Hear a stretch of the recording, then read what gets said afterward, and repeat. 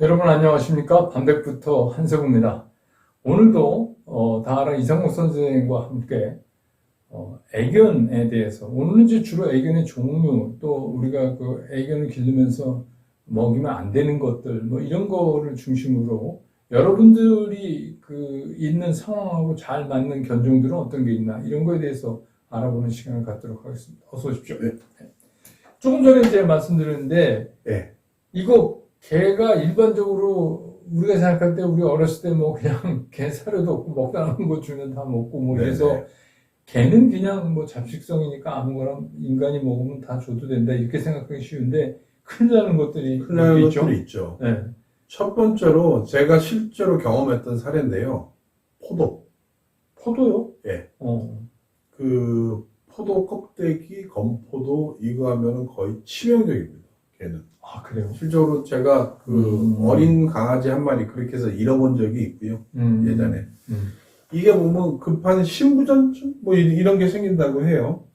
그래서 이제 그게 되고 또 뭐 아보카도 이런 거. 야, 이거 아보카도 비싼 건데 너도 좀 먹어 이러면서 줬다가 얘가 뭐 그래요? 호흡 곤란, 뭐 복통 이런 거 생겨요.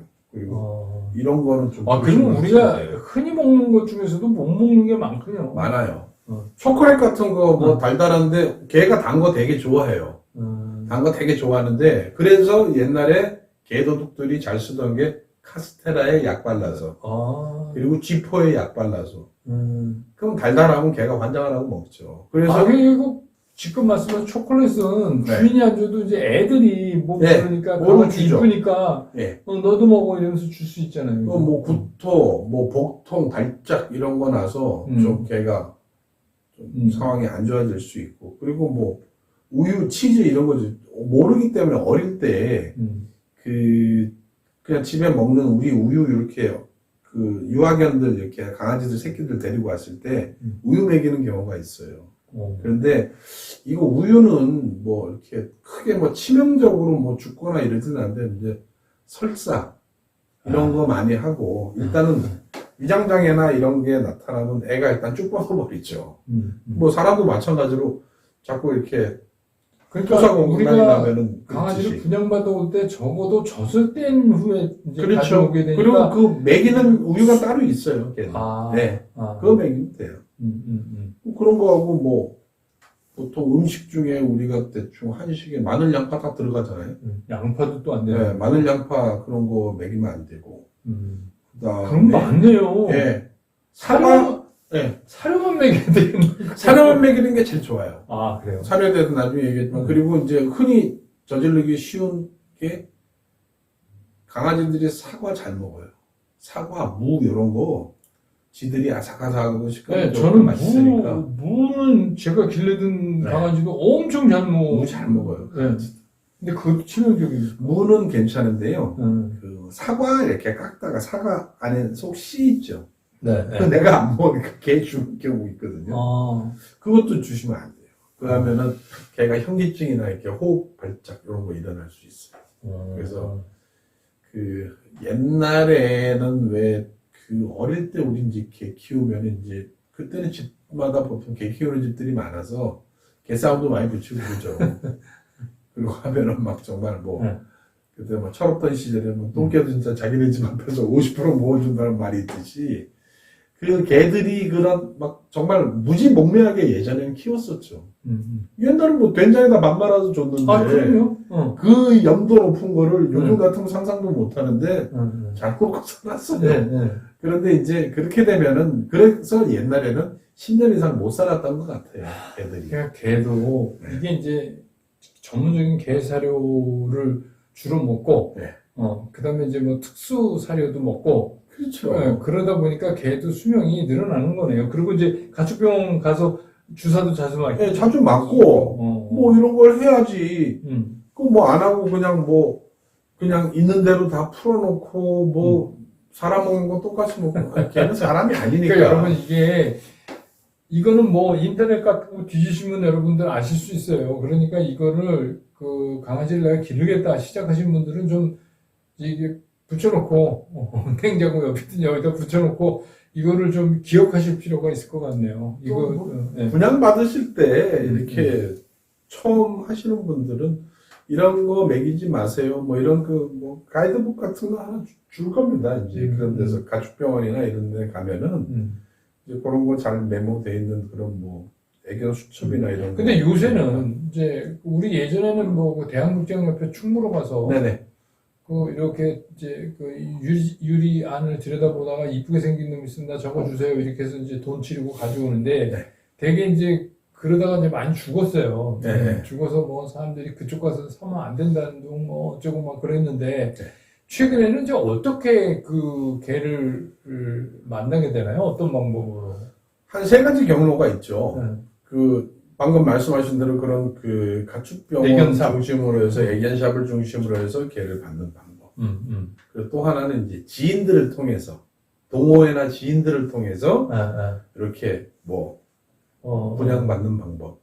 또 하나는 그 유기견 센터 가서 이렇게 하면은 뭐 거기 가면 좋은 견종들도 많고 뭐 좀 아픔을 가진 아이들이 많죠. 근데 그러니까 일반적으로 유기견 그러면 이제 굉장히 그거를 네. 좀 터부시하고 네. 한번 쫓겨났더니 막 이렇게 버려지네 이런 이제 선입감 때문에 그렇죠. 선뜻 못 간다 이런 분들도 꽤 계세요. 그런데 이제 물론 그 유기견 센터에서 그 좀 선별을 하고 이제 스토리가 있는 개들이 좀 있죠. 그래서 이런 개들은 정말 좀 일반인들이 좀 키우기 힘든 개들은 아무래도 좀 배제가 되고, 그러니까 견주의 능력도 안 되고 견주의 노력과 관심이 부족해서 버려지는 이런 개들이 정말 주인만 잘 만나면은 참 잘 자랄 수 있는 이런 그 강아지들이 되게 많죠. 결국 개판자는 누구를 어떻게 만나느냐에 그렇죠. 따라서 네. 정해지는 건데 제가 아는 한 분도 유기견 센터에서 너무 어리니까 네. 그거를 이제 별도로 좀 돌봐주는 이제 대리모 같은 거를 임보, 일정 기간 임시보호. 임시보호를 하다가 네. 그 개의 정이들은 그럼 자기가 또 입양해서 키우고 이러죠. 네. 그래서 그렇게 해서 또 기르시는 분들도 네. 강아지 때 그렇게 해서 그 대리모 하다가 네. 그냥 그게 정이 들어서 그렇게 해서 기르시는 분들도 이 계시고. 강아지에 대한 매력이 여러 가지가 있는데요. 저는 어떤 게 있었냐면은 그 밤늦게 퇴근해서 온 가족이 다 자요. 저도 그건 느끼고 그런데 이제 찻소리도 문에서 알아요. 찻소리도. 이제 그 문을 띠띠띠띠 누르면 안에서 네. 개가 타타타타 네. 뛰어오는 소리가 들려요. 네. 그 문을 탁 열면은 그 개가 이제 발라당 누워서 이제 배를 까는 네. 거는 이제 내가 주인한테 네. 정말 복종을 하고 사랑을 받기 네. 위한 제스처인데 참 온 가족은 다 자고 있는데 나를 반기는 거는 저놈밖에 없구나. 저는 아파트 1층에 살 때가 있는데 아, 예, 예. 그때는 이제 요즘에 다 지하 주차장인데 그때 아파트들은 이렇게 1층 예, 1층에 1층 주차장이 있어요. 되잖아요. 지상 주차장이 그 있어요. 이제 아무래도 자기 집 가까이 쪽에 이렇게 되게 되는데 네. 제 찻소리를 알아요. 하면 그래가지고 청각이 있으니까 아 이거는 우리 주인 차에서 나는 네, 소리구나. 그래서 기가 막히게 딱 하면 벌써 난리가 납니다. 네. 예, 예. 그래서 그런 게 참 이제 시니어들 입장에서는 사실 시니어들에서 정부 칠 거 없고 그러면 뭐 어떤 분은 자식보다 낫다 이런 말씀 하시는 분도 계시고 그런데 그런 의미에서 이제 여러분 보시면 이 세 가지 중에서 어떤 걸 택하시든지 여러분들 이제 그걸 새로운 그 강아지를 이제 만나서 진짜 반려견으로 기르실 수가 있는데 네. 자, 그리고 이제 뭐, 이게 종류가 많잖아요. 뭘 네. 만나야 돼? 일단 우리나라에서 네. 일단은 개가 좀 똑똑한 개. 음. 이게 이제 똑똑한 개라고 하는 거는 기본적으로 5번 이하의 반복 훈련으로 새로운 명령어를 거의 90% 이상 수행하면 그거는 똑똑한 강아지라고 얘기를 해요. 반면에 500번을 반복을 했는데도 안 돼요. 20%밖에 수행을 못하면 어. 정말 힘들죠. 근데 조금 천성적으로 이제 좀 머리가 나쁜 강아지들이 있어요. 그런데 이왕이면 좀 똑똑한 강아지를 키우시면은 조금 더 수월하다는 거죠. 그게 견종에 따라서 다르다, 이제 이렇게. 예, 견종에 따라서 그 견종의 특징이죠. 뭐 우리가 이제 흔히 얘기하는 푸들. 네. 푸들 제일 네, 많이 많이 보이는 알죠. 것 같아요. 푸들 원산지가 어딘 것 같아요? 다 프랑스로 알아요. 독일이에요. 푸들은 원산지가 프랑스가 아니고 독일입니다. 그 옛날에 뭐 마리 앙뚜아네트 뭐 그런 사진이나 예, 그래서 괜히 거기서 이제 같은데? 키우니까 프랑스 같은데 프랑스와도 같은 말 불란서 같습니다. 네, 네. 그런데 원산지는 독일이에요. 아, 그래요? 그 견종의 양대 산맥이 있는데 음. 영국하고 독일이에요. 대부분의 그 견종들의 원산지가 뭐 우리가 알고 있는 원산지가 다 이쪽이라고 보시면 됩니다. 그래서 이게 푸들이 보면은 보통 이제 한 집게는 20만 원서부터 뭐 비싼 푸들은 뭐 100만 원 이렇게 넘어가기도 하죠. 그래서 보통 토이푸들을 많이 키우고요. 토이푸들 같으면 한 20만 원, 스탠다드 푸들이면 한 40에서 60만 원 정도. 그래서 요거는 여러분 그 토이는 좀 작은 거고 네. 스탠다드는 조금 크고 이런 겁니다. 큰 거. 네, 네. 요거는 이제 그 푸들에 대한 미용에 대한 그 기회비용을 지불하실 능력이 의사가 계신 분들. 네, 걔는 자주 해야 네. 돼요. 네. 그 의사가 계신 분들한테 권장하고 요 개는 실내에서 키워도 크게 그렇게 무리되지 않는데 다만 스탠다드 푸들 같은 경우에 원룸에서 키우게 되면은 다소 조금 이웃들에게 민폐를 끼칠 수 있다. 뭐 요런 정도고요. 그 다음에 잘 아시는 골드 리트리버. 이 큰 놈이요. 예, 큰 놈이에요. 골드 리트리버는 걔는 참 착하게 생겼어요. 착해요. 이게 충성심도 뛰어나고 그리고 인내심도 강하고 예의도 바르고. 그래서 이제 뭐 탐지견, 뭐 이제 맹인 인도견 뭐 이런 거 많이 쓰죠. 그런데 이 개도 결정적인 단점이 있어요. 이 개가 질병에 좀 취약해요. 빨리 하늘나라 그러니까 무지개 다리를 건널 가능성이 좀 많다고 해요. 예. 이 어떤 그 특정 질병이 좀 취약하기 때문에 그런데 요거는 원산지가 요거는 스코틀랜드예요. 영국 이쪽 스코틀랜드인데 요거는 개 좀 비쌉니다. 요거는 100만 원 정도 할 거예요. 요거는 네. 강아지.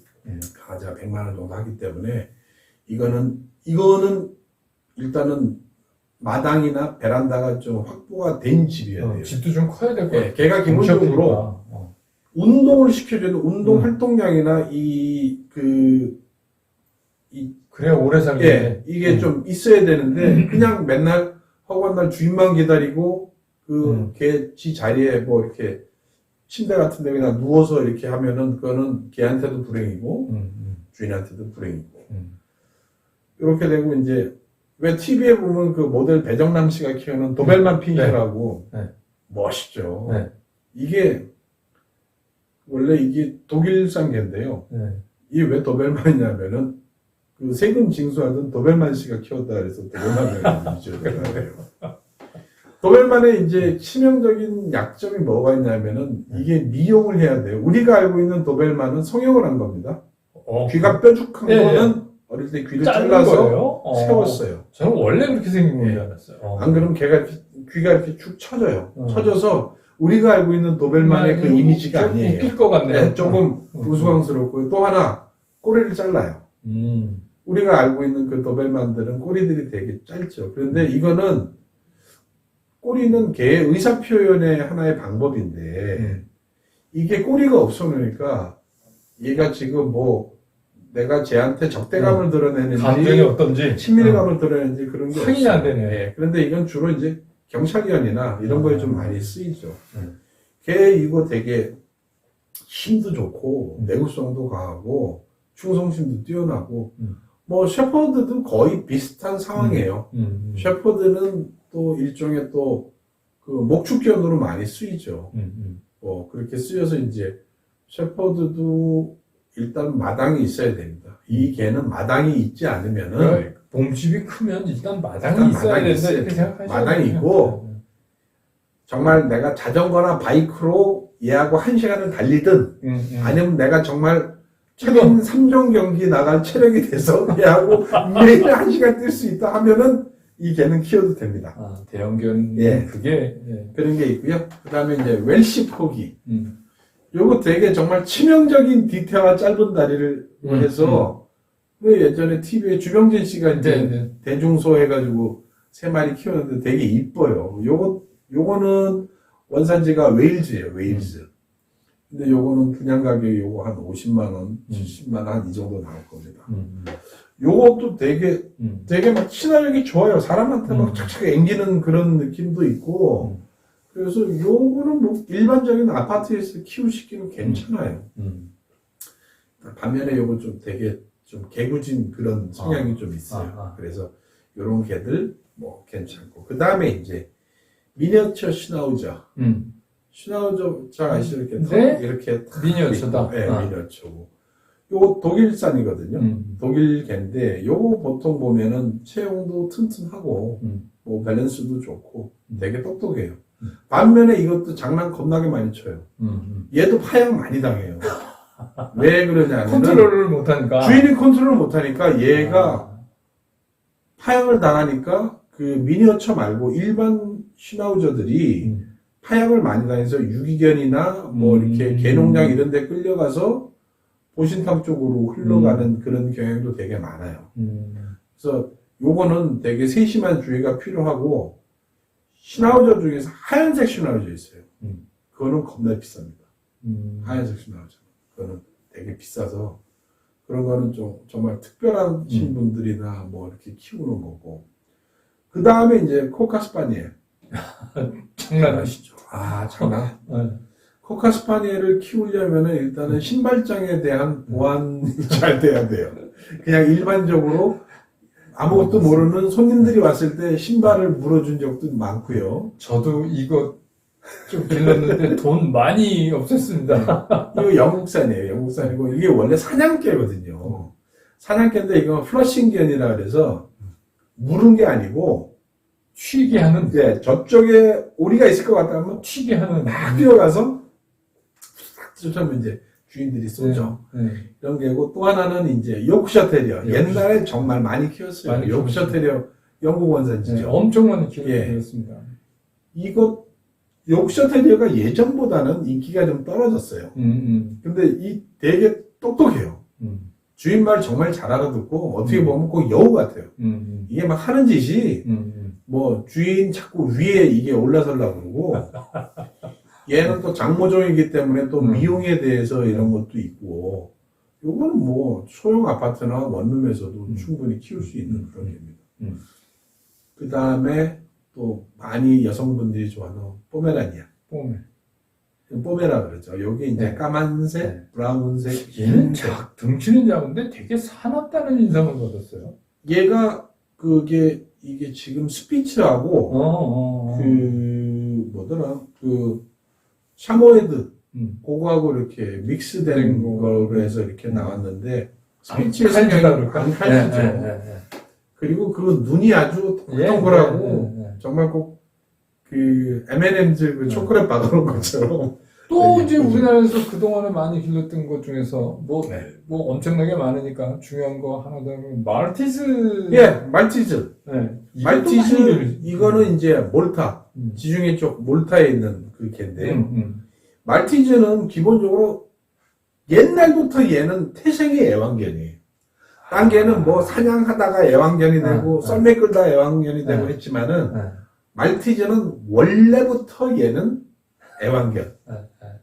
그리고 뭐 시추 많이 키우시고 그리고 비숑 많이 키우시고 비숑 아까 좀 얘기는 했지만은 말티즈는 조금 믹스들이 좀 많아요.